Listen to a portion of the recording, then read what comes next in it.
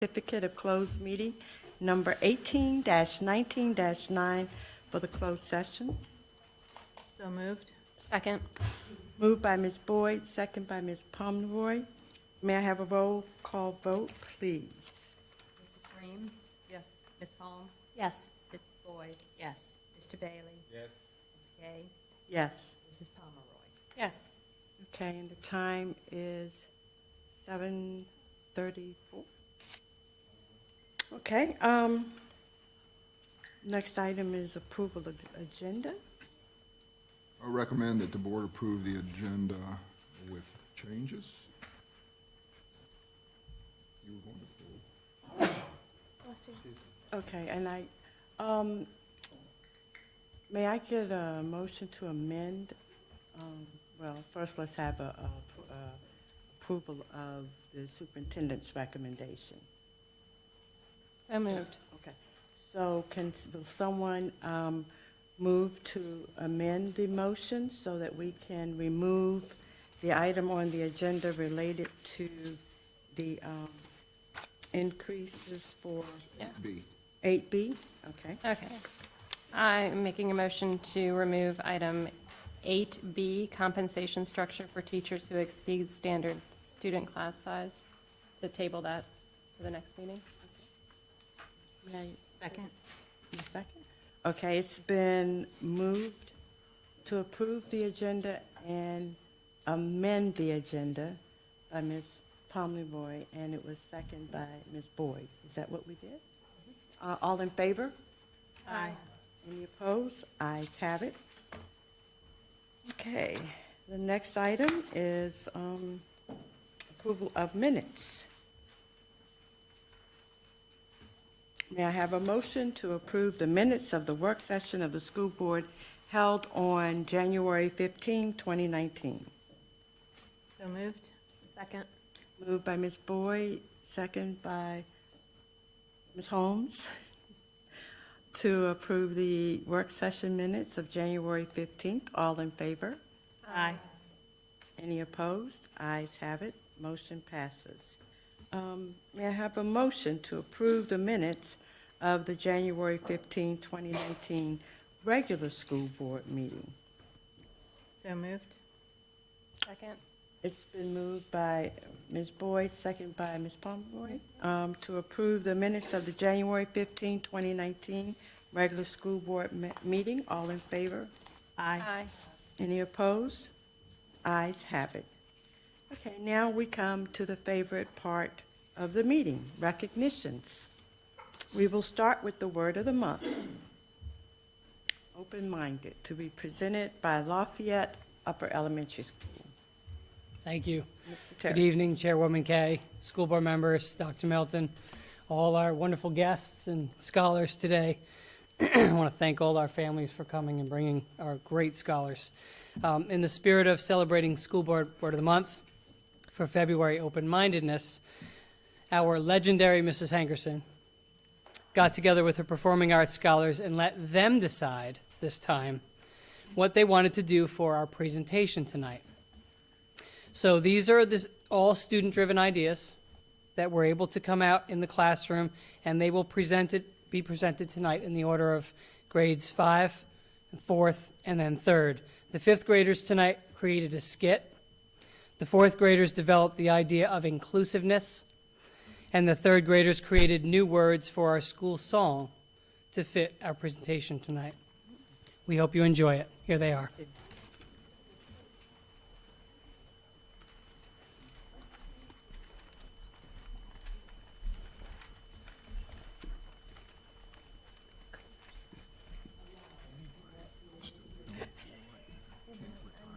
Gonna say something.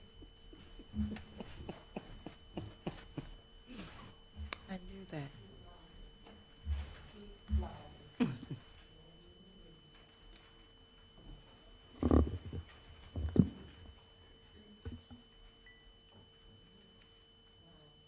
We shall present a sketch which demonstrates a parent being open-minded when your child brings home a bad grade.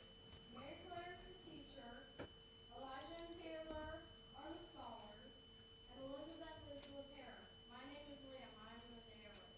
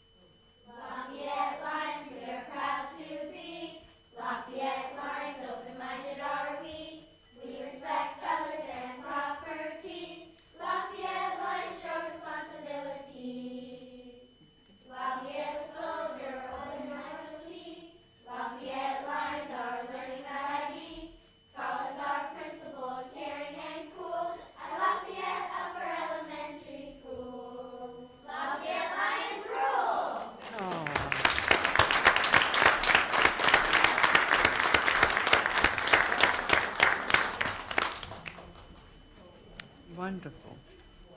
That's awesome. That was a wonderful job. Thank you to everyone who participated, and I just want to thank the parents for bringing them out tonight. And we do need to give it up for Mrs. Hankerson, because she's such a great leader with these children.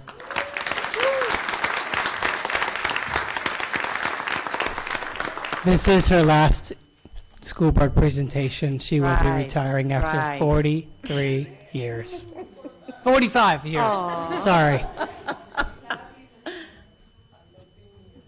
Okay, next item is Fredericksburg City School Board Members Appreciation Month in Virginia. Ms. Catlett. Please, let's give those open-minded Lafayette Lions another hand. Great job.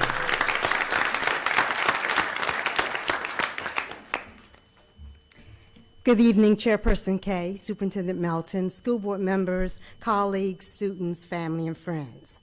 Fredericksburg City will join 132 other school divisions throughout the state to celebrate School Board Appreciation Month in February. Almost 850 elected and appointed school board members throughout Virginia will be recognized by schools and communities for their service and dedication to public education. Board members devote countless hours to attending training programs and working with special projects in our division. The foundation of school leadership is ensuring equal learning opportunities for all students. We're proud of our division, and School Board Appreciation Month is the time to recognize and celebrate the accomplishments of our elected trustees. I will now read the Governor's proclamation. School Board Appreciation Month. Whereas the education of Virginia's school-aged children is the foundation upon which the economic, social, and intellectual strength of our Commonwealth is built. And whereas locally elected and appointed school board members play an important role in our representative democracy, as the decisions of local school boards directly influence instruction in Virginia's public schools. And whereas the leadership of our school boards affect the development and future of our children and ensures that students are prepared to compete in local, state, national, and global economies. And whereas local school boards devote themselves to providing a high-quality education for all students in the Commonwealth, and whereas this year's theme, Leading for Success, reflects the top priority of local school board members as they advocate for public education with local, state, and federal leaders. And whereas school board members work with parents, businesses, education professionals, and other community members to create and sustain an educational vision for our students. And whereas the Commonwealth of Virginia is proud of our education system and appreciates the efforts of local school board members to make Virginia public school system an excellent place in which to educate our youth. And whereas School Board Appreciation Month recognizes school board members for their leadership and support of a public school system for which the entire Commonwealth benefits. We do hereby recognize February 2019 as School Board Appreciation Month in the Commonwealth of Virginia and call this observance to the attention of all of our citizens. Please join me in thanking and recognizing our great school board. Thank you for your outstanding service. We appreciate everything that you do.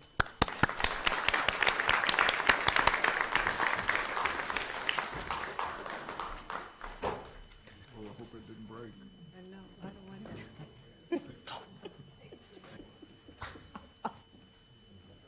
Thank you. Thanks, Eric. That would be me. Thank you.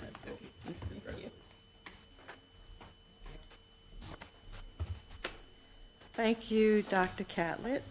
We will now have the School Board Clerks Appreciation Week presentation, and I have the privilege of presenting Ms. Wright under the clerk's presentation. So we brought you a little gift. It's little, but it's really big. As a show of appreciation, and I get to read the proclamation.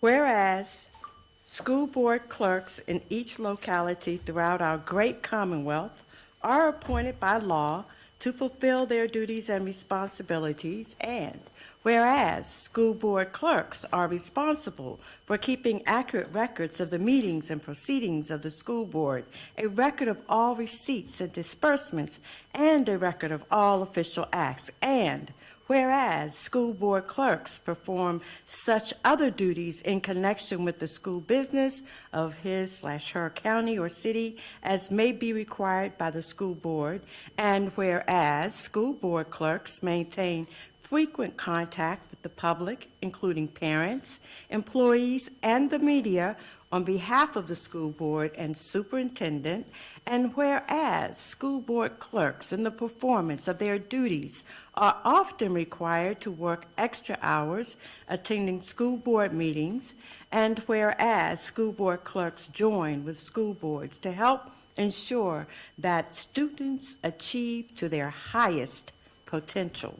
And whereas school board clerks provide an invaluable service for school board members and superintendents, the VSBA Board of Directors does hereby recognize the third week of February as School Board Clerk Appreciation Week in the Commonwealth of Virginia. And whereas the Fredericksburg City Public School Board joins the VSBA in recognizing the many and varied contributions of school board clerks, now therefore be it resolved that at its meeting on the fourth day of February, the Fredericksburg City Public School Board also recognizes the third week of February as School Board Clerk Appreciation Week. Thank you very much, Ms. Wright. And we also want to take a few minutes to recognize the school board clerk's assistant, Ms. Rebecca Christopher, for all the work that she does as well.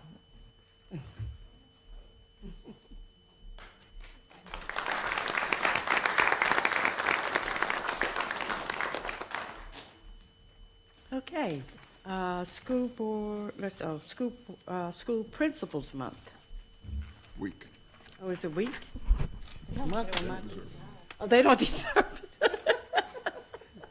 Carry on, Mr. Thompson. Madam Chair Kay, Dr. Thompson. board members, Dr. Melton, colleagues, friends, families, good evening.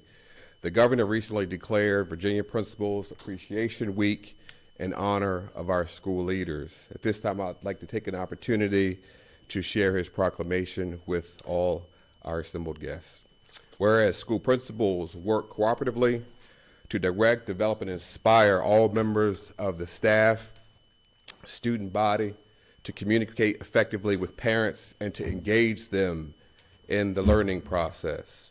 Whereas principals serve as the educational leaders responsible for managing policies, regulations, procedures necessary to ensure a safe and effective learning environment for all students in Virginia's public and private schools. Whereas principals and teachers are entrusted with the opportunity and responsibility of guiding, directing, nurturing, and mentoring and imparting knowledge to our students while they're in school. And whereas principals work collaboratively with teachers, students, staff, and the community at large to proactively prepare our students to become self-directed and productive citizens. And whereas Virginia School Principal Appreciation Week is an opportunity to recognize the hard work of Virginia school principals and to recognize the importance of principals in ensuring that every child has access to a quality education. This time I'd like to call our principals to the desk one at a time to receive their recognition and certificate of appreciation. First, I'd like to call up Principal Marjorie Tankersley.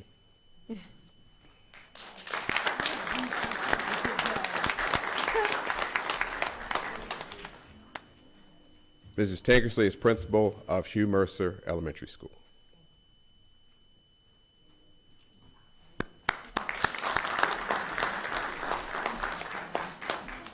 Mr. Matt Terry.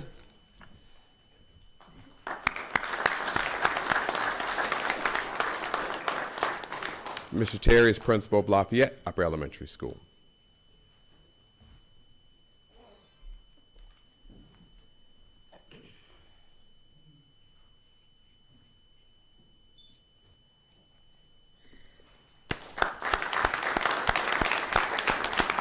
Mr. Justin Woodside.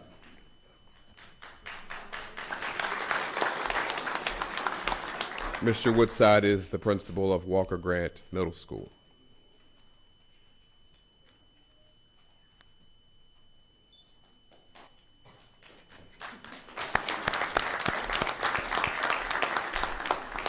Dr. Tanisha Rochelle.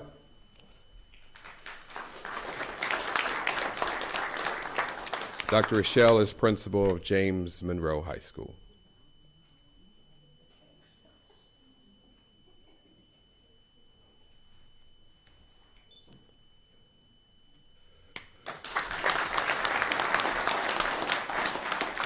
I'd like to publicly express our thanks and appreciation to all of our principals for their tireless work to operate and inspire our schools.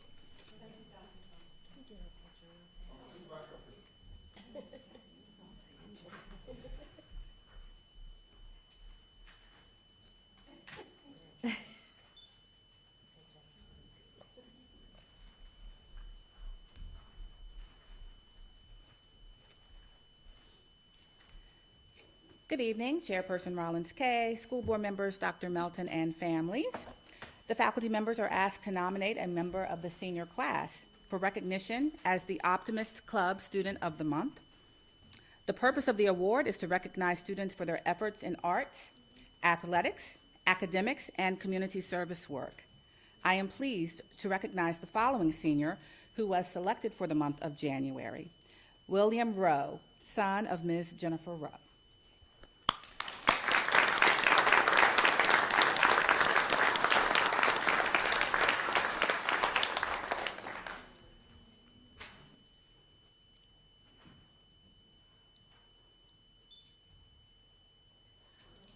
Congratulations.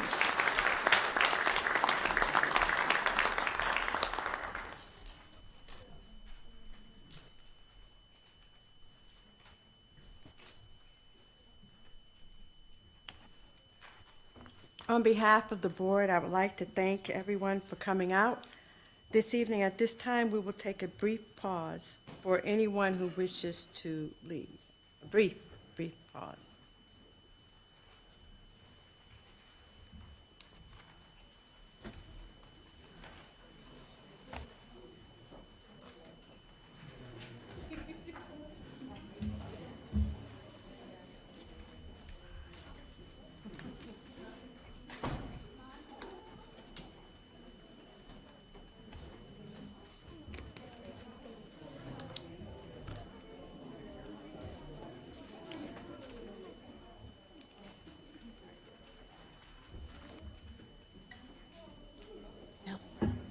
Whose name does it have on your back?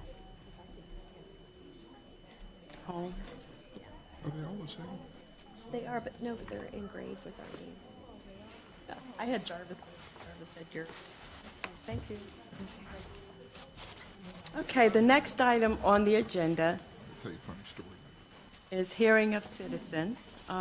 We have received a request from two individuals who wish to address the board, Ms. Barbara Powell and Ms. Whitney Keith, is it? We ask that speakers give your name and address for our records and that your comments be kept to 3 minutes. The timer will alert you when there are 30 seconds remaining in order that you can sum up your remarks. Good evening. My name is Barbara Powell. I live at 1005 Oakwood Court in the Great Oaks subdivision, 22401. Great, thank you. Okay. You may begin. Good evening, Madam Chair and Dr. Melton and distinguished school board members. My name is Barbara Powell. I'm the choral music teacher at Walker Grant Middle School. This is my 11th year teaching here in Fredericksburg City. I'm one of the teachers whose classes are affected by overcrowding, and therefore I'm currently teaching more students than the state regulations say it is legal for me to teach. Since I teach choral music, state regs allow for me to have a maximum of up to 200 students. I'm currently teaching 221. It was as high as 226 or 7 earlier this year. That means I'm carrying an extra load of grading and planning and classroom management and individual student needs in my job this year. It's a load that I didn't ask for. It was not discussed with me ahead of time. To add what amounts to an additional class to an already large teaching load has put a lot of stress on me. I've spoken with my building level administration about my schedule specifically and the many challenges that it carries, really starting as early as the second week of this school year. When I found out about the state regulations, I went back to my admin team for advice and was asked to contact the human resources at the central office. I've spent a great deal of time this fall and winter trying to get information from central office in regards to this problem. I've sent emails and made phone calls. Eventually, I had a meeting with Dr. Russ and my VEA representative to discuss the matter. So here's what I'd like to ask you to consider as you prepare to vote, I guess not tonight, but later on in the future. The amount of money proposed currently does not reflect the amount of extra work that is being done in regards to handling the needs and education of extra students. If we consider the group of 21 students that I have over and above my normal load to be an extra class, then we will see the main thrust of the problem. In middle and high school, when the number of students needing a certain class are too high, a teacher might be asked to give up his or her planning to teach an additional block. Based on my salary and the 45-minute blocks that I teach, if I was asked to take an additional class of those 21 students, I would be paid somewhere in the neighborhood of $4,500 extra in my salary. The proposed chart recommends $1,291. If my colleagues at Walker Grant, who are teaching as many as 90 extra students, were to be paid for the 3 to 4 extra teaching blocks that equates to, it could cost somewhere in the neighborhood of $12,000 or more, depending on their salaries, not the $3,000 that the proposed chart recommends.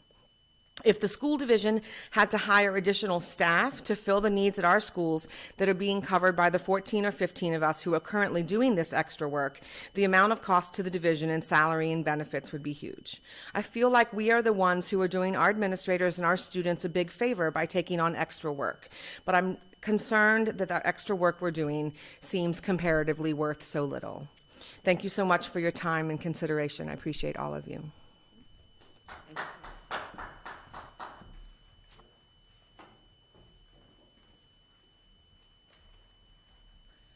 Good evening. My name is Whitney Kitt, and I live at 426 Morningside Drive, Fredericksburg, Virginia, 22401. Thank you. Good evening, Madam Chair, Dr. Melton, and distinguished school board members. My name is Whitney Kitt, and I have been teaching history at James Monroe for 3 years, living in Fredericksburg for 6 years in Ward 3. I currently teach 153 students over 6 sections, and the district's compensation proposal of $1,046 annually for teaching between 159 students additional is not enough. Other teachers in the building have less than 150 students, but were offered the opportunity to teach another section for substantially more money. There are currently 300 students enrolled in World History 2. Another teacher and myself are the only teachers who teach World History 2 at this time. Split between the two of us, that would be 150 students total. 300 students should warrant 10 sections of World History 2 instead of 9. One of us should have been offered an extra section, or the guidance department should have leveled the courses appropriately. For example, there are math teachers in the building who receive a percentage of their salary for teaching extra sections that are less than 150 students or close to only 4 more students than I teach. Given the choice of having the extra students or receiving the money that the division has offered, I would have chosen not to receive the extra students. The amount of time and energy it takes to even have 3 more students, especially at James Monroe with an 18 grade minimum per quarter, is substantial. It impacts my family and time that I like to dedicate to other things at the high school that I volunteer for. It cannot be justified that teachers have between 4 and 30 32 students in a class at James Monroe and be responsible for the same amount of assignments.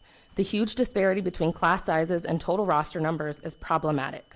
This is an example of how even 3 students creates a much larger workload. I understand that it can be difficult to determine a pay scale or what compensation is necessary for students over the legal limit, which is why it was beneficial that Human Resources met with the VEA representative and another teacher, Ms. Powell, impacted by the issue. However, in the meeting, the VEA proposed that the tiered compensation scale begin at $2,000 per year to be evenly divided at the end of each semester.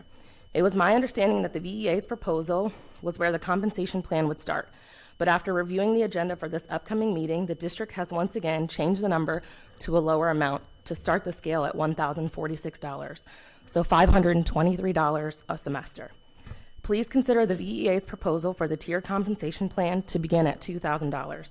Teachers should not be penalized and then undercut because of a division error. What's most frustrating is that we were not given a choice. We have taken on this extra caseload without having a choice between compensation and our time and energy.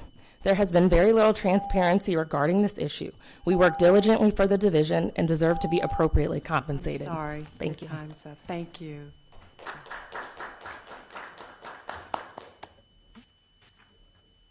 Okay, now we come to the consent agenda. May I have a recommendation? I recommend the board approve the consent agenda as presented with the following items: Head Start approvals and the James Monroe High School DECA trip request. May I have a motion? So moved. Second. Moved by Ms. Holmes, second by Ms. Boyd. Any discussion? All in favor? Aye. Any opposed? Ayes have it. Action items, beginning with personnel. Do we have a recommendation? I recommend the board approve the personnel schedules, including the addendum information shown as of February 4th, 2019. May I have a motion? So moved. Second. Moved by Ms. Boyd, second by Ms. Pomeroy. May I have a roll call vote, please? Mrs. Reams? Yes. Ms. Holmes? Yes. Mrs. Boyd? Yes. Mr. Bailey? Yes. Ms. Kay? Yes. Ms. Pomeroy? Yes. Great. Motion carries.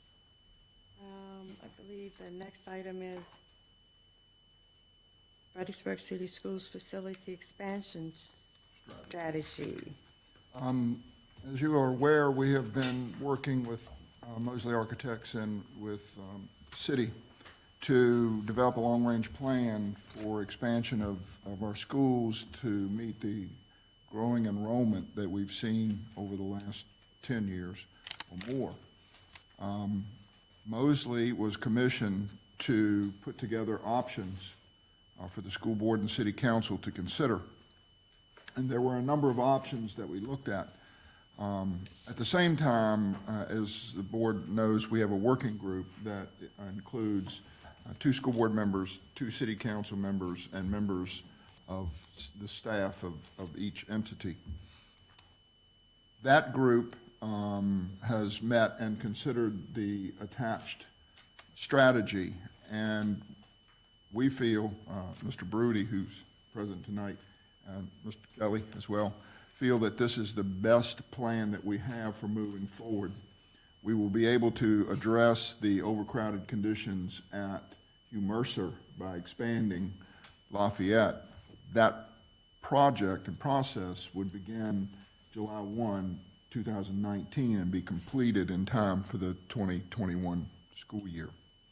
It is our recommendation, and I believe that the working group agreed with this as well, that we, in order to plan long-term, that we approve this strategy.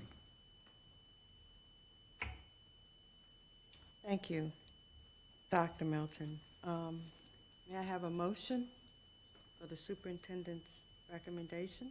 So moved.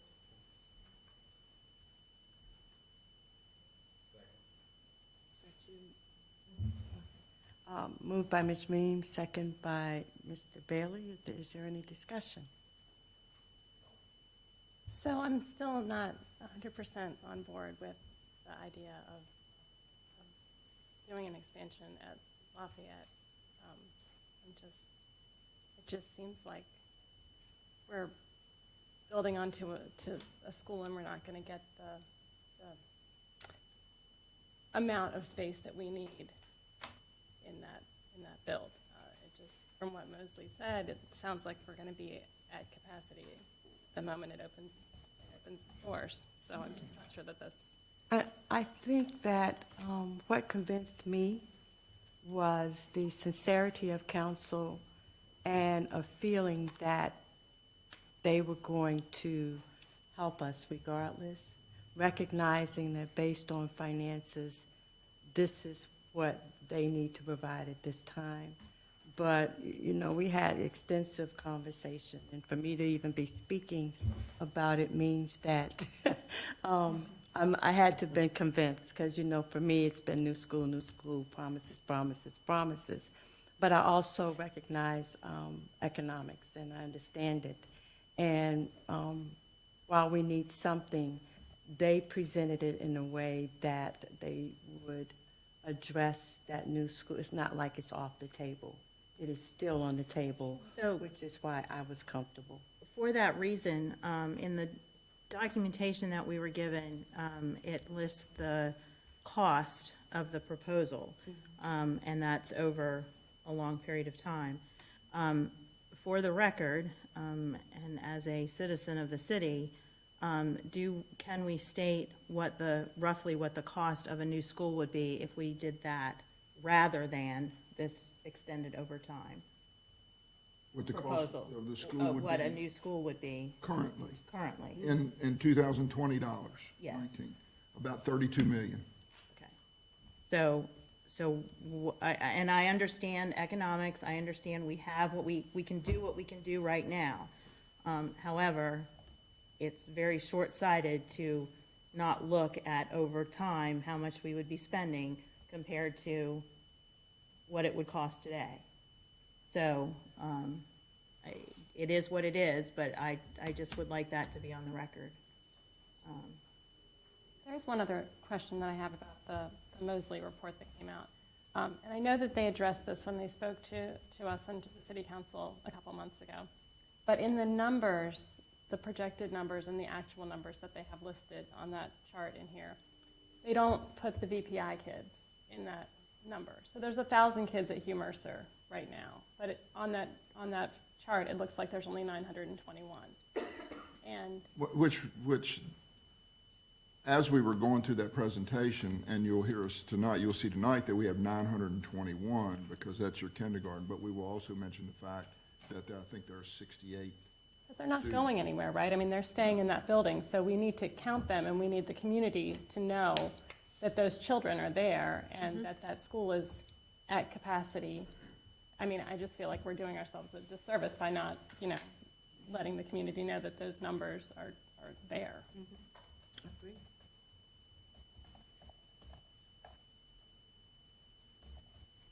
Any other comments? Okay, then I will call for the vote. All in favor? Aye. Aye. All not in favor, nay? Nay. Ayes have it, and the vote passes.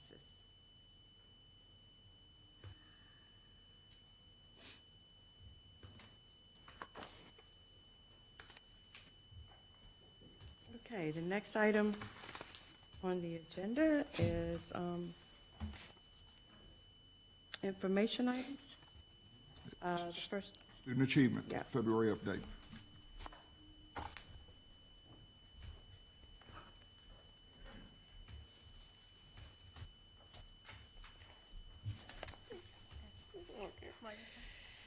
Good evening. Tonight, Mrs. Walsh and I will focus the student achievement presentation on the academic review process. But before we get started with that, I did want to give you a brief follow-up about the graduation and dropout information that we gave last month or a couple weeks ago now.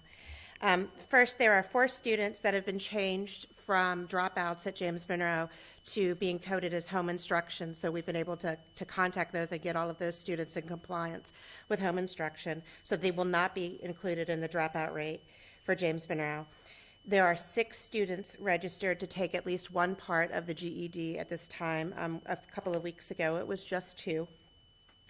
It's important to note that 76% of the students that are currently on the James Monroe dropout list are from the cohorts of 2018 to 2021 are English learners.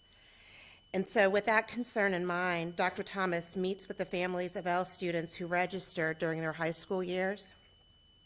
During this meeting, Dr. Thomas and the families discussed the goals of the family for their child's education and the best plan for the student, because some families express that they may not be in search of a diploma.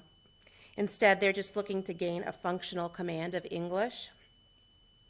For these older students, it may be most advantageous for them to earn a GED, since it is unlikely that they will have time to complete the high school diploma requirements before reaching the age of 21.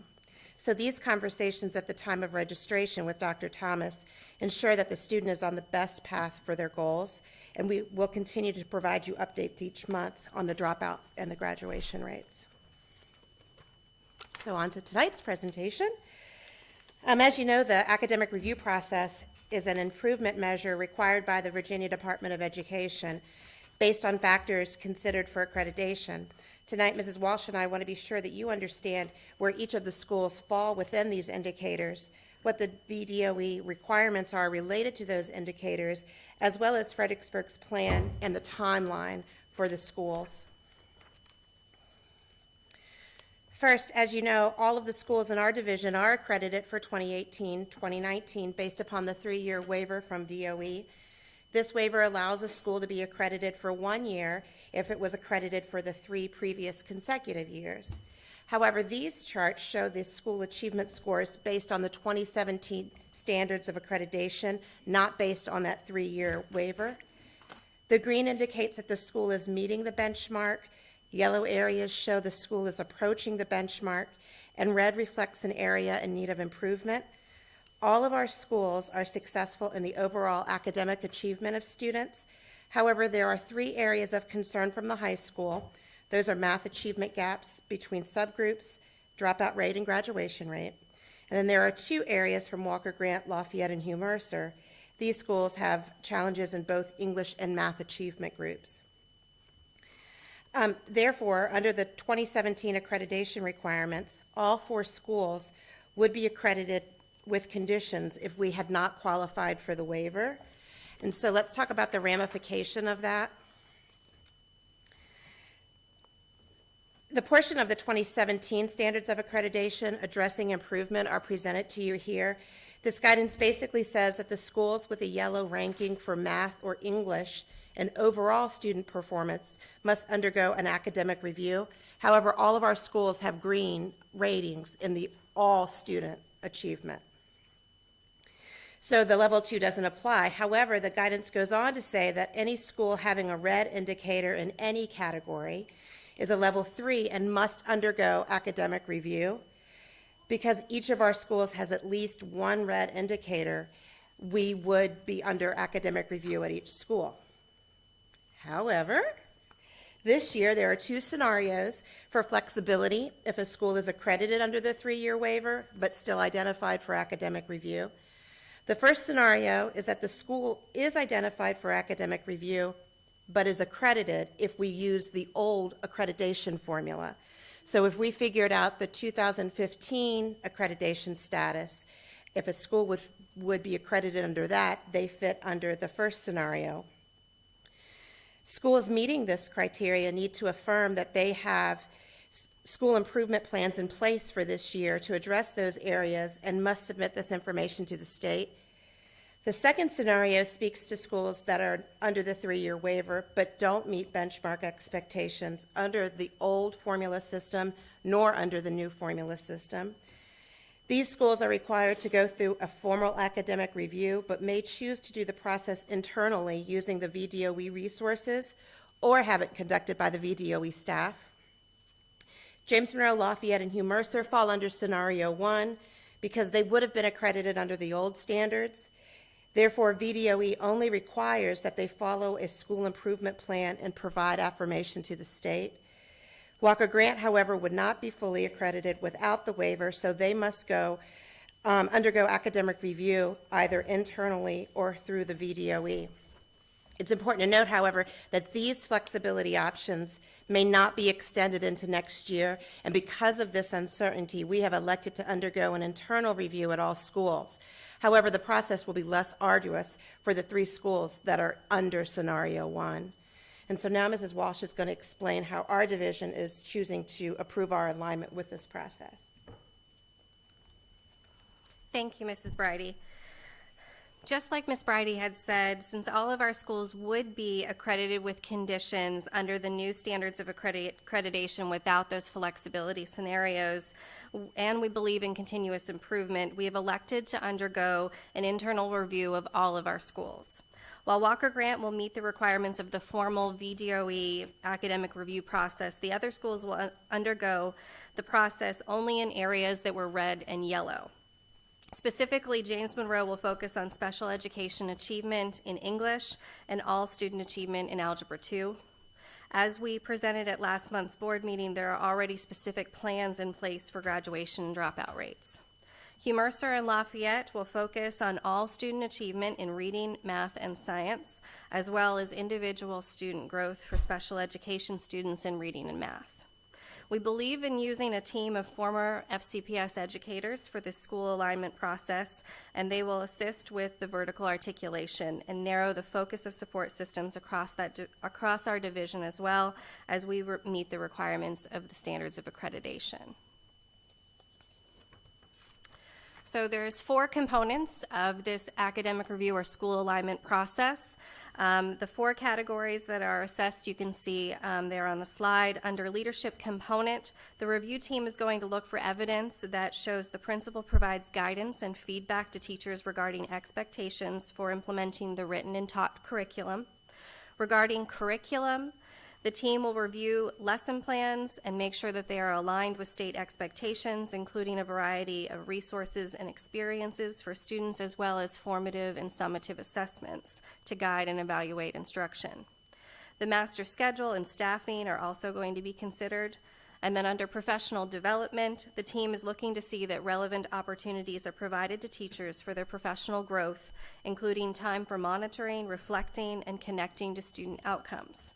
The final category, achievement gaps, which is one of the largest ones for all of our schools, establishes whether or not the school has high expectations for all students, rewards positive behaviors, fosters family and community engagement, as well as providing equitable experiences to all students to apply academic and technical knowledge related to college, career, and life.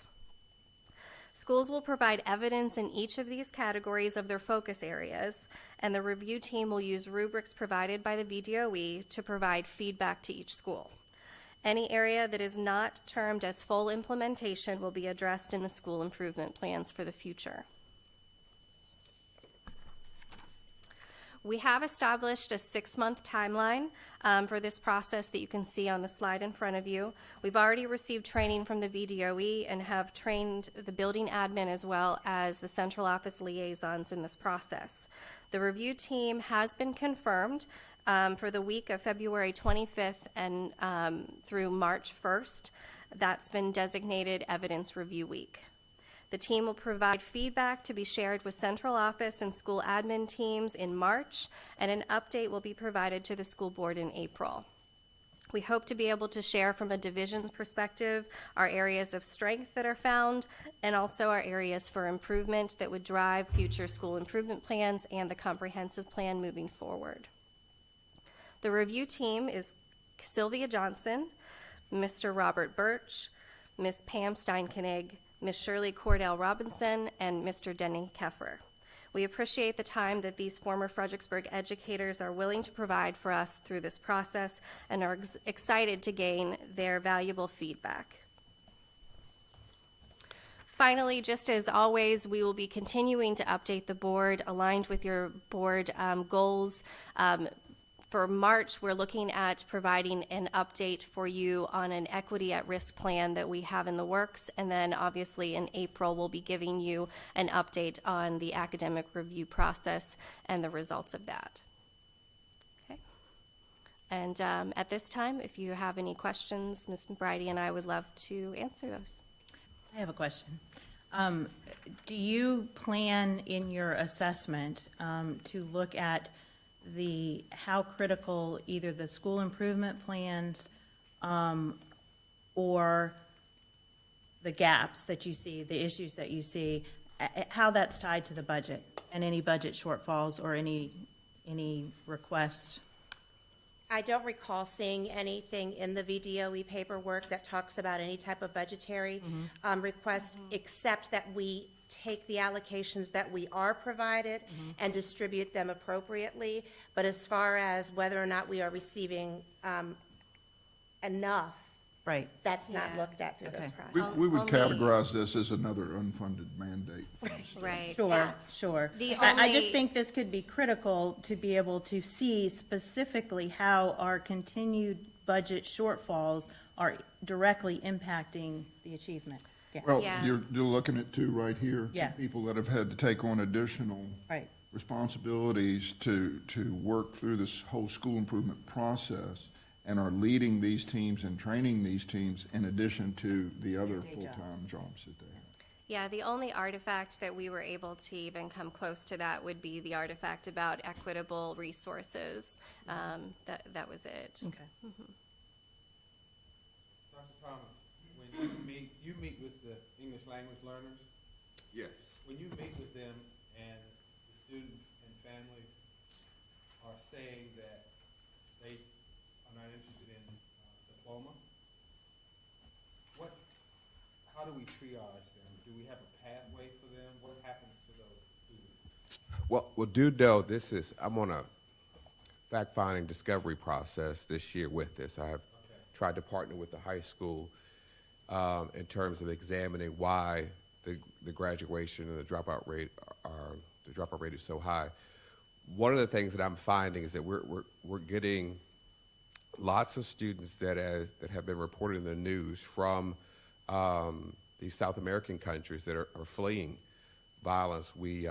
So right now what I'm doing is when the counseling department has a registration conference with students, L students 16 or older, I sit in and try to find out what is why are they arriving here. And so lots of students have indicated they're arriving from Venezuela, Honduras, El Salvador, and they're seeking sanctuary, a safe place to be, as is what's reported in the news. And many of the kids are indicating that, to be frank, they want to develop some command of the language so that they can become employed and get a job and be able to feed their families. And so a diploma, that's like a long-term goal that many of them don't really see the value. They're looking at the value of being able to obtain funding to send back home to their families and to support their families, their family members that are here. So those are the dynamics that we are competing against. So oftentimes when L's come in, they have to sit in ESO classes to develop language proficiency, and so that can often extend their time in high school. L's are provided the opportunity to complete a degree through the age of 22, which is beyond what normal students are able to, that normal students have. So those are the dynamics that we're seeing. So we're trying to provide an opportunity to give them some credential, a GED, and through this process, we're able to hopefully have them exit the GED program in a matter of months, but at the same time, not having a negative effect on our graduation rate. Getting a GED, you don't receive the full 100% points. If I'm correct, Mrs. Bridie, you receive 75 points, but too many of the kids are seeking to drop out. I like that approach. I will say this, that Dr. Rochelle and her staff, Dr. Thomas, and the instructional team, we're not looking at a group of students as dropouts. We're looking at each individual student and trying to make plans for those individual students. We talked about a number of strategies this morning in our meeting about how we can get to these students, how we can reach out, get them back into school, and if they don't want a diploma, get them into GED or some other kind of program. I mean, we can't make them get diplomas if that's not what they want to do, but we can help them to get where they want to be so they don't count as a full dropout against us. Also, I mean, 75 points or 100 points are counting as a dropout. I mean, the bigger issue to me is that they're going to be able to be more full members of society and provide, you know, they're going to have a much better outcome personally if they get a GED or a diploma than if they don't. We had also talked at one point about doing flexible scheduling for some of these students. Is that still something that we're looking at? Where they didn't have to take like a full course load? You know what I'm talking about? We're going to continue to look at that. We're not doing that with any now, but yes, that's on the table as well. Okay. So sometimes, you know, if they could work in the morning and, you know. We have whatever. some that are coming in the evening. Right, the JM Stars GED program, we started this year, and it's an evening program. So it runs twice a week from 6 to 8 p.m. So many of the kids that have indicated that they were essentially considering dropping out, we've transitioned those kids into the evening program so that way they can have a job which addresses the financial need for their families, but at the same time, help them to continue to progress towards some type of credential, at least a GED. Good. Thank you. All right, thank you. Monthly financial report, Mr. Baker? Good evening, Chairperson Kay. What you have before you right now is the December 31st year-to-date monthly financial report. I'll say that there are no big surprises. We're staying within budget currently. I will say, in looking at the funding for next year, if that was presented in this in some way, there's one number, it's foster care, and it seems to be decreasing in the FY20 budget based on the governor's proposed budget. So I don't know if there's a piece missing there or if they're trying to re-engineer the funding, but that's one thing that's caught my eye. While it's not a huge pot of money, I'm a little concerned about it. Also, just to keep you abreast of what's going on with the conversion to the new accounting package, we're in the process of transferring the year-to-date activity from the old accounting system to the new Munis program. If everything goes well, the next monthly report like this should be in the new account structure. So that will also include the fund balance supplemental appropriation that you guys took action on at a prior meeting to bring that forward. So this new format will be very similar to the budget that you're looking at. And going forward, I wanted this budget presentation to have the old and new accounts. I wanted this to be a historical document available in board docs and to everyone so that they could try to map from the old to the new. I will tell you that it's not a one-for-one correspondence. So you may have 3 old accounts rolling into one new, or one new account that is actually, or an old account that's split up into maybe 3 new accounts, because we're realigning the way we look at the budget while we're correcting some old accounting problems. And so this budget, I don't want to apologize because we had to get all these numbers in on these sheets, but they're tiny. I know, I use my reading glasses all the time. Going forward, we'll present this in the new format, and that's what everybody's getting used to in the field right now. So right now, accounts payable is completely converted to the new account code. HR and payroll will convert over later in the year. So we're going to be in that transition for a while, and I just wanted you to know why there's so many numbers on one page. It's a lot to get a handle on. Are there any specific questions about the finance report, or any questions about the format? Or no? Okay, Right. Thank you very much. Thank you. Okay, Superintendent's proposed 2019-20 school division operating budget, special revenue fund budgets, grants, and the capital improvement program. We have a PowerPoint to guide you through tonight's discussion. There we go. To say that this budget is a challenge is a 2-point $125 million understatement. What we're going to do tonight is to provide you with an overview of our budget, of the superintendent's proposed budget. Again, touch on enrollment growth, building capacity, and class size. A justification of the items in the operating budget. Talk a little bit about what the challenges are if we don't address those needs. List our priorities and talk about looking forward to the out years. With that, I will turn over the first part here to Mr. Baker. Okay, I don't want to read verbatim, but what we're proposing is $47,974,568 for the operating budget, and that's also considered Fund 205 when you're looking through the budget document. It's about $3.3 million increase, or 7.5% from the current approved budget and adopted budget. And we've laid out the biggest ticket items. The salary increases are about almost $1.5 million.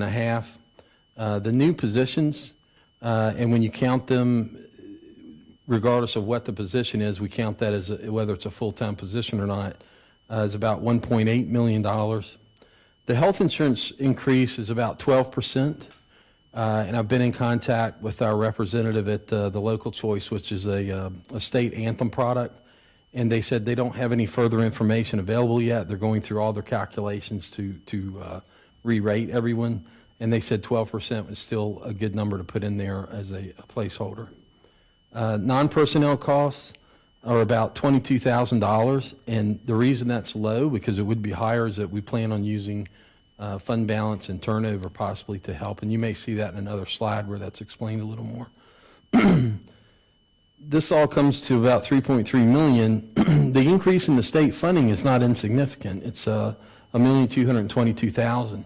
And out of that, about $450,000 is allocated for salary increases, and that was from the governor's proposal to move all teachers in the state up.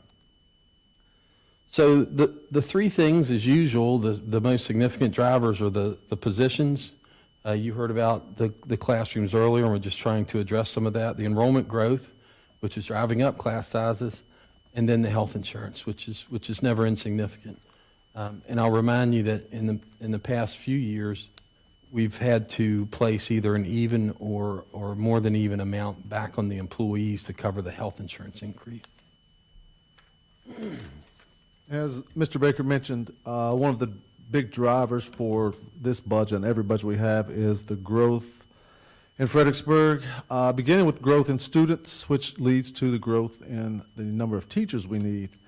Since 2009, and we have the specific number of 2,993 students. Since 2009, we have increased our student enrollment to the number in 2018 by 19%. Those numbers in the green box in red are actual numbers. The numbers beyond those years are anticipated. And if you look at the table to the right, those are 2018-19 actual enrollment numbers. As was mentioned earlier tonight, the 928 students listed at Hugh Mercer, those are K through 2 students. There are additional 68 4-year-olds in the VPI program. So it is quickly approaching 1,000 students. And of course, Lafayette, 846, Walker Grant, 768, and James Monroe is 1,010.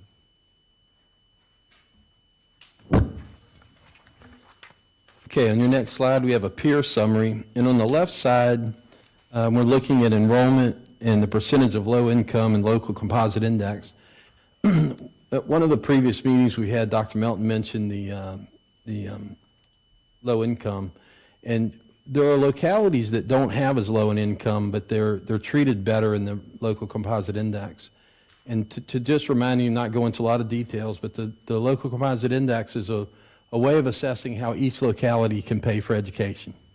And it really looks at population, adjusted gross income, sales tax, and real estate values. And they compare that at a local level to the state as a whole. On the right, we have some numbers just to show the surrounding counties, Spotsylvania, Stafford. And you can see this total state funding. So in a sense, Spotsy and Stafford may come out very well off based on the current funding the governor's proposing because they have such a low composite index. Their composite index runs 0.34 to 0.36, while ours is 0.62 right now. And we also wanted to show the funding per pupil because years ago when I first came here, you could plan on about $2,500 a student, but the funding has gone up by the state. We're at about $4,700 a student when you consider all sources of revenue from the state, whereas Spotsy and Stafford actually pick up quite a few more dollars per student, and that's all geared towards that composite index and how well it treats your, or looks at your locality to determine your ability to pay for education. Thank you. The next slide shows some significant areas where growth is affecting our teaching and learning. For instance, if you look at James Monroe, we have 75 sections that have 26 students or more. 28 sections have 30 students or more. 7 teachers are teaching over the recommended capacity that 2 of our teachers spoke about this evening. And we have 10 teachers that are teaching at least 1 additional class. When this happens, when a teacher is teaching 1 additional class, yes, they are compensated, but their planning period is gone. So it is a recipe for burnout for sure. And at Walker Grant, some of the same. We have 60 sections that have 26 students or more on the roster. 21 of those sections have 30 or more. 8 teachers are teaching more than their recommended student load, and we have 3 teachers teaching an additional class there. Looking to the right, these are projected ratios for next year based on actual students we have this year. Now, kindergarten, of course, is a guesstimate. We're basing that on 300 students.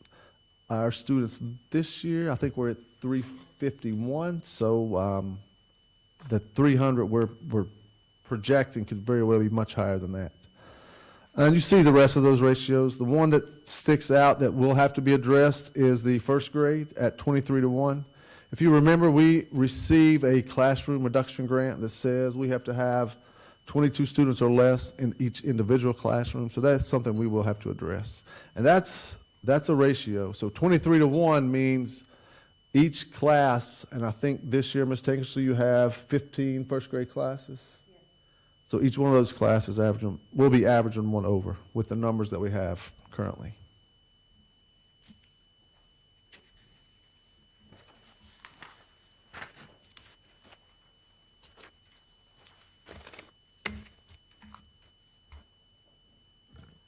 Okay, going over the justification of the total operating budget, as I said earlier, the 5% salary increase comes out to about $1.5 million. We've listed the reasons for those increases. The main one in my mind is to stay competitive. I would like to point out that last bullet point. Every year the percentage increase includes the step and the COLA, because some localities break that up and they don't publicize they're doing a COLA. They'll say the increase is X percent, and they're really just talking about the step. And the way I've always tried to explain this, it's like ragu. Everything is in there. We're not breaking it up and keeping one piece on another page or something. The additional the staff members, again, that's about $1.8 million. The one that concerns me is that we're close to exceeding the standards of quality. And that's, we have a specific funding source, the at-risk money that John mentioned earlier. But the standards of quality, once you exceed that, some penalties kick in. You don't lose all the money in one big felled swoop, but they do put penalties on you. We've already added teachers this year, so part of the staffing that you see in the $1.8 million, it includes 4 positions. I think that was 3 teachers and a pair, if I remember correctly, that we've already added. So we have to cover them before we even add any additional staff. So when we look at 19 positions, it's really 15 positions because 4 of them are already in there. Last thing is that health insurance, and I'll stay on top of trying to get a closer number, but again, that could be a little higher or lower. They're looking at our last 12 months of activity, especially the last quarter, and they're going to factor that in. And once I get the numbers, it should be in a week or 2, then I'll make a revision to bring that closer in line to reality. Thank you. So here's what we're looking at. To remain competitive in our region and to abide by, apparently the three budgets in Richmond right now all recommend or all include a 5% salary increase, though it's unclear to us at this point what the Senate, how the Senate is going to pay for that or what they're going to require of us over the biennium. When you look at our neighbors, Spotsylvania is recommending a 5%, which over the biennium ends up being a 9% salary increase. So for us to remain competitive, to address things like teacher morale and retention, we have recommended the 5% salary increase. We all know that there's a teacher shortage. We all know that to retain and attract quality candidates, especially the young people, the first thing they look at is the salary scale. Benefits are as important to them, but they will look at our salary scale and compare where we start with all of our neighbors. And we have actually lost ground over the last few years on the first few steps of our salary scale to where some of our neighbors, not including Spotsylvania and Stafford, pay more at the first three steps than we do. So we lose quality people to them. We spend a lot of time in professional development. I would say that Fredericksburg does one of the best jobs of any school divisions I've ever seen in training our individuals, but that costs money. So when they come and we train them and then we lose them, we have to start all over again. The additional staff members, frankly, we're playing catch up. And I feel for the teachers that spoke to us tonight because we haven't been able to hire the teachers we need to put into classrooms to reduce those numbers. It's that simple. Every year we have come forward, the principals have done a really good job of coming forward based on need, not want, for these positions. And every year at the very end, we've had to cut positions that were truly needed due to the financial restrictions that we faced. If we do not add these new positions, then we're going to be in worse shape next year than we are this year. I can see over 100 classes at the high school having more than 26 students. I can see more teachers rather than 14 or 15 teachers who exceed the maximum amount of students. That could grow to 20 or 25 teachers. Those positions are desperately needed, and we're out of compliance. So those are issues that and of course health insurance increase every year. The one thing that I think Mr. Baker and I are pleased about is there's no increase in VRS this year. First time I can remember in 20 years that there has not been an increase in VRS. And I also will tell you that 22 years as a superintendent, this is the highest, the most increase I've ever recommended to a school board to ask from the local governing body. I don't see any way around it. I think that if we don't ask, I think that if people don't understand the challenges we have, I think not only are we not going to be able to attract people and retain them, I think that our classrooms will be very, very large. And I feel that with large classrooms come other issues. Some of the issues, a big issue obviously would be instruction. A teacher that has 30 kids in the classroom can't pay individual attention to the needs of one that has 18 in the classroom. So I think all of these things come to our priorities. I think the 5% increase for all staff, if we're going to get the state money, we've got to do that. The additional staff members to meet growth within the school division. I mean, if we add 6 classrooms to a school, won't we need teachers? We can't put the kids in there by themselves. Health insurance, everybody sees health insurance increases every year. and we will continue to see that. We also are looking at trying to get a good projection of kindergarten students using the live birth rate in the 22401 zip code for the next 5 years. Beyond that, it's not worth anything. So that we can better project kindergarten. We don't know that whether kindergarten this year at 351 was an anomaly or if it's a trend. It's too early to tell. So looking forward, well, you also know that there are three budgets. Like I said, there are three budgets in Richmond right now. We don't know which one we're going to end up with or what kind of consensus that they'll reach. So we don't know what they're going to do in Richmond. You remember that I was asked the question, what do we need from the city in future years? Well, to play catch-up, at that point I said $1 million a year. To play catch-up, it's going to be higher. This year it's 2.1. How much will the CIP impact future operating budgets? Well, it's obviously, as we expand these buildings, because we're growing, we're going to need more staff. Will we continue to experience the growth? We've all seen the projections. It does look like that we're going to continue on an upward trend. However, every 2 years, we will conduct another projection to see where we're going and where we'll see the bubbles coming through. A big question is, will we be able to remain competitive with salaries and benefits? What can we do to collaborate with our neighbors in terms of regional programs, shared career and technical education programs? And finally, the city manager and I have talked and will continue to talk about what are some services that we can share with the city that will save us both some money. So, members of the school board, if there are any questions, that is what we have for you tonight. Are there any questions? It's a lot to take in, a lot to consider. Anyone have any questions? If we end up having to put some of the health insurance costs back on our employees, then what does the actual raise look like?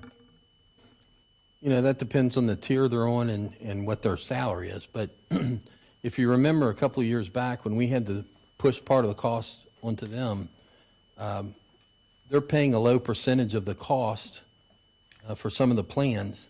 So if you push more than 12% back on them, it's like a very long seesaw and the fulcrum is at one end. So a small increase or decrease to us will mean a huge increase to some of them. And we ran the numbers before. Dr. Melton did a slide on that, and they were pretty alarming, some of them. So, the people that aren't able to just wing it, they're making enough money to cover $2,000-$3,000 a year. That's a huge problem for them. And if they're in a position to drive 10 or 15 or 20 minutes more, I think that's going to be an issue. Right now, what we've planned in the budget is if there is a 12% increase, the school board share would increase by 12%, but so would the employee share by 12%. So we're not passing the entire increase on to them. We're passing, each would pick up a 12% increase. Just staff as well as the school board. Mm-hmm. And we're not looking at any other policies or comparisons. We do look at other policies and compare them. 12% is a high increase. One of the things you're going to have to decide if you go to another policy is not only the network, but the benefits, whether you have the same level of benefits or not. No, I mean, insist on the same level of benefits, but it's worth comparing, only because I just went through this and I was amazed at a lower rate. Sometimes it's the history that you have with your current carrier that causes those increases. And they may be willing to reduce that percentage once they know you are doing. Typically, it's your med-loss ratio that the people bidding on will use, but our med-loss ratio is not a secret. Right. So if Cigna or Aetna or whoever bids, they're going to know what our med-loss ratio is. And in my experience in doing this for a long time, is somebody's going to come in and offer you a premium that's not as high, but in the second year, they jack it up by about 20% based on the med-loss ratio. But then you bid it out again. But then you're changing providers every year, and which you talk about teacher retention. Our teachers have told us they would prefer us to keep this plan because of the providers and the network. Yeah, but at a 12% increase, you're recommending a 5% increase. But don't confuse, the 12% increase to them may only be a couple of dollars a month, depending on the tier, right? If they're I on would if need- they're on the second plan individual, it might be a small dollar amount. Or if they're on the HSA. Okay, so if we're Health talking savings. small dollar amount for the majority, then it's immaterial. What we're can't- showing you is our can't- increase. I understand, Yeah, but okay. we don't know again, we don't know the impact on staff because we don't know what their medical situations are. And all I'm saying is that if we are fortunate to offer a 5% increase, and then the majority of that increase is being used for increase in healthcare costs, we haven't done anything in trying to keep retention here, because I'm still packing up and moving on because of both situations now. It's just something to consider. It may be worth doing a little bit more research on the impact the increase would have on staff. I think we can do that same analysis this year, but if you Okay. look back, I think it was maybe 2 years ago, we did that analysis in Okay. great detail. But And we actually broke out by, I think, an average teacher pay and how much it was. And so, once we have our rates, we can break out every one of the tiers and Okay. tell you exactly what the that would help. increases are. That would help us relax. We we should have this mid-March. Yeah, I really expect, because, we're putting as much pressure as we can. We have an outside broker that also looks at other plans and tries to find the better price for us if possible. So I'm expecting in 1 to 2 weeks, we're going to have our numbers from the And I'm not TLC. saying, get rid, to go with lower benefits. Keep the same benefits, but at least give us some thought that you've looked at it and this is the best we can do. I have a question. I want to check my understanding. So you mentioned that there's 10 teachers at JM and I think 3 at Walker Grant that are teaching additional classes. So that, just for clarification, because of some of what we heard tonight, those are teachers that are getting additional percentage of their salary because they've taken on additional sections and lost their planning period and so forth. That's correct. Is it accurate to say that, I'm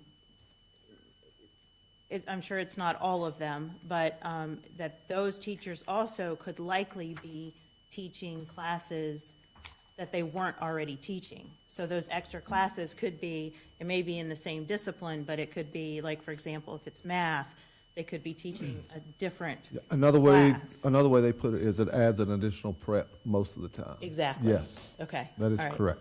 And which is often very different than just adding, Additional students. 5 to 10 additional students to classes you're already teaching. Completely different. Okay. Okay. Also, though, on that same, I was just, if we have 13 teachers who are teaching an additional section, and we have 14 teachers who are teaching over the DOE recommendations, we are understaffed. Exactly. I mean, significantly understaffed. I mean, if you add those, that's not, yeah. But those two different categories have potentially different impacts to the budget, but Yes. both Right. are critical indicators, right? Right. Okay. We'll I move on. keep waiting for the good news. No VRS. Okay, Yeah, no VRS. Yeah. I mean, that's about it. Okay. Next, we have an update on the status of the pre-Labor Day opening. I'm going to ask Ms. Holmes to help me on this, but I will, she and I were talking a little earlier tonight. There is a bill that's been introduced and that is moving through the legislature that would eliminate the Labor Day law and allow schools to start 14 calendar days prior to Labor Day as long as they give a 4-day Labor Day weekend, which would next year would have us starting, if the bill passed, about the 19th of August. which would not address the board's concern of having the first semester in by the winter break. So if that bill passes, does that eliminate the waivers? It eliminates all new waivers, but anybody that has received the waiver would be grandfathered, which puts us in purgatory. Right, right. Okay. It also doesn't put our teachers on the same schedule as their students or our But it puts them professional staff. closer. It Puts puts them them closer. It's not 3 weeks, it's, you know, it's- Right. It'd be like 5 days difference. Then we would come back from winter break and have a week of class before exam. Come back from winter break and do exams pretty much. I mean, yeah, that's insanity. Like, I don't know. Okay. All right. But our bill for the waiver has passed the House. We are waiting, crossover is on Wednesday, so until it goes to the Senate side, we don't know when it would come up before the Senate. Okay. Next item, additional information items, old business. VSBA Southwest Hot Topic Conference, and it's going to be held on March 13th. And with Bill, this year attendees will hear about the benefits of creating trauma-informed school systems as well as rural school challenges. A panel of healthcare professionals will discuss the opiate crisis. Attendees will also learn about the loan and grant programs that benefit Virginia schools and the impact of physical structures on education and how buildings matter. If anyone wishes to attend, please let Ms. Wright know. Board members are reminded that the VSBA Northeastern Regional Forum will be held in Manassas City on April 10th. And the next VSBA Hot Topic Conference will be held in Charlottesville on April 22nd. Attendees will hear about the importance of school safety, practical integration of technology, as well as a discussion on school network security and security risk management for school safety and insurance. Again, let Ms. Wright know if you're interested in going. Any comments, statements? Okay, good of the order. Do we have any items for good of the order?